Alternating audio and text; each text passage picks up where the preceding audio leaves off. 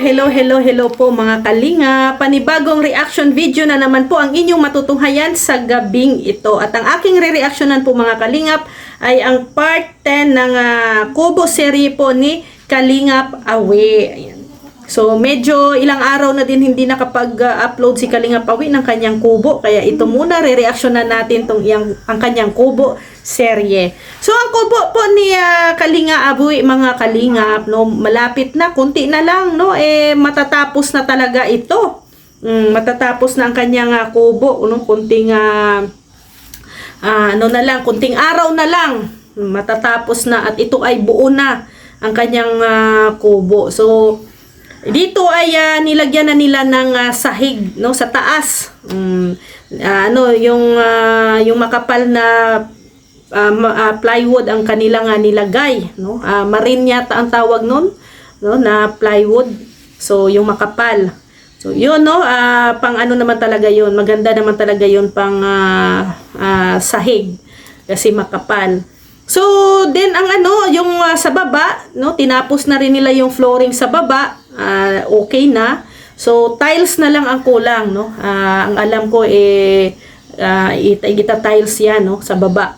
So abangan natin, no, pag maging maganda na ang bahay kubo ni Kuya Awe. Bahay kubo. So grabe talaga, ang bilis talaga kumilos ni Kalingap Awe, ni Janjan, ni Lindo, no, sobrang bilis, at ni Tata yung kasama nila diyan, no, na gumagawa din. Talaga focus talaga sila sa paggawa, no. Time is gold, no. Wala silang inaaksayang oras, ay todo-todo ang paggawa nila. Kaya ayan, malaki ang malaki ang improvement, no. Malapit na, no. Hindi inabot ng isang buwan, no. Yung kubo ay isang linggo pa lang nakatayo na, 'di ba? So yun ay talaga, no. Medyo matrabaho din. Matrabaho din ang kubo nila, lalo na yung sa dingding. Kasi kawayan ang ginamit, so syempre medyo talaga yun, no, matrabaho na paggawa. So grabe, no, grabe, kaya palakpakan natin si Kalingap Awe, Janjan and Lindon, at isama natin si Tatay, no. Ang bilis naman. So ayan mo na-form na ang kanyang kubo. Okay na. At mayroon ng din, iba talaga pag mga may mga skilled, no. Yung iba pag yung ikaw marunong kang gumawa ng ganito, no, itong ganitong klaseng gawain, yung paggawa ng bahay, pag skilled ka, no. Kasi lahat magagawa mo pag may may ganito kang abilidad, no. Hindi ka na kailangan magbayad ng trabahante. Pwede mo nang gawin. Kaya saludo tayo doon sa mga karpentero. Laking tulong yan sa ating mga pabahay, sa ating bahay. Yung mga karpentero, kasi kung wala ang mga karpentero, ano kayang mangyayari sa ating bahay? Naku po, kung tayong gagawa. Baka ang kinalalabasan ng ating bahay ay imbis na patayo, patumba. So kaya salute tayo sa mga salute tayo sa mga karpentero diyan, no. Magiging proud kayo sa inyong mga sarili, kasi kung hindi dahil sa inyo, walang bahay na matatayo dito sa mundo, 'di ba? So pati si Janjan ang bilis din magawa, no. Si Lindon ang bilis, ito talaga yung mga ganitong mga klaseng mga kabataan. So sana lahat ng mga kabataan, lahat ng mga ganitong edad marunong nang gumawa ng bahay. Hindi lang puro gawa ng bata. Charot. Diba? Diba dapat pag marunong kang gumawa ng bahay, ng bata, kailangan marunong ka rin gumawa ng bahay.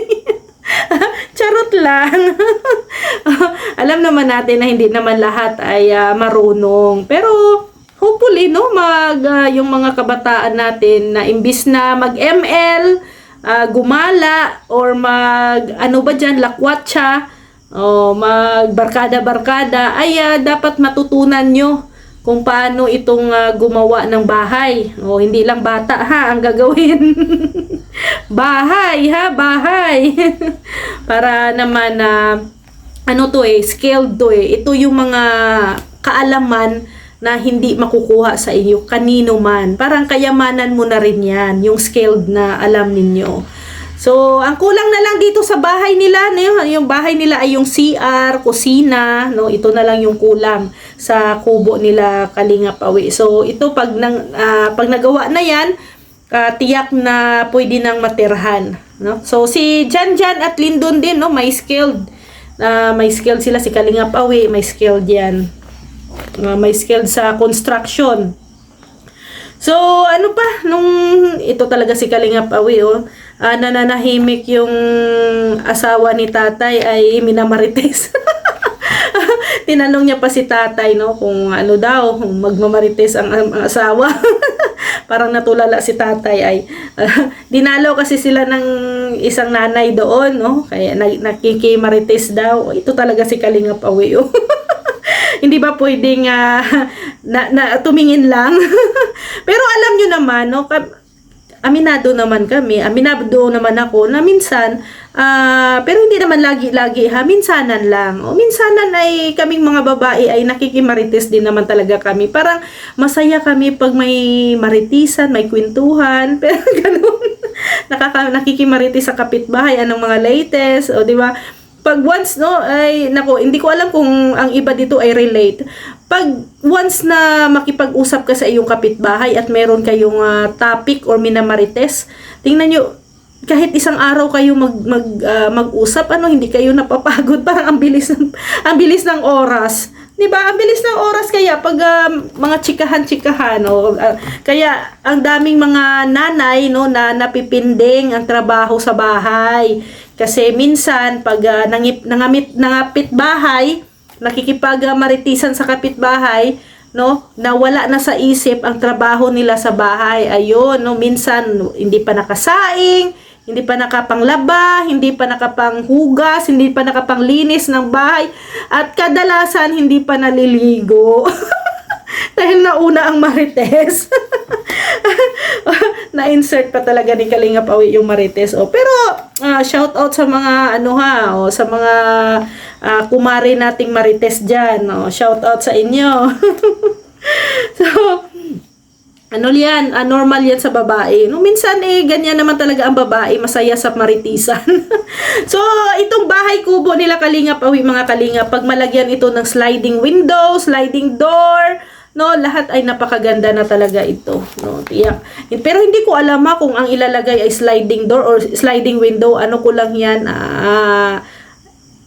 baka sakali.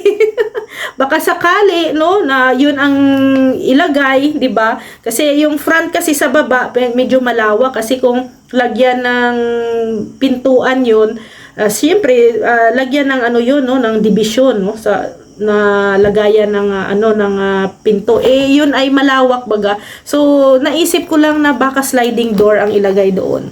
So may kwarto na rin sa taas, no, yung may kwarto na yung kubo nila Kalingap Awi.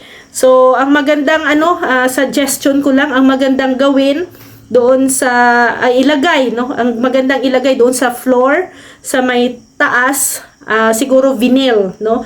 Marami sa TikTok, Lazada or Shopee, no, yung mga vinyl floor mat, no, maganda 'yon at proven and tested ko na 'yan, no, maganda siyang gamitin, at saka madali lang siyang ilagay, no, madali lang ilagay, ikabit yung vinyl, no, vinyl na floor mat. Hindi siya kasi iba kasi yung floor mat, no, ang pangit ng yung linoleum ba yun ang tawag nun, ang pangit nun. Mas maganda kung floor mat na vinyl na lang talaga ang ilagay, no. Wag yung floor mat kasi manipis lang. Vinyl mas maganda at saka mas matibay pa. Then ang wall, no, suggestion ko lang din, no, ang wall imbis na pintura, siguro ang isa-suggest ko kina Kalingap Awi or kay Dodong ay mga ganito, katulad nito sa amin. Ito is wallpaper lang ito, madaling gamitin at elegant, no. Yan, no, yung sa likod ko is lang din yan, no, wallpaper lang din yan. Mura lang yan, 100 pesos. Nako, nasa TikTok, Shopee at Lazada lang yan. Dami. Mas siya, mas maganda at elegant tingnan, social tingnan. Marami ka namang mapipili doon. So, yan ay suggestion ko lang, mama na. So, abangan natin, no? Abangan natin ang kunti na lang.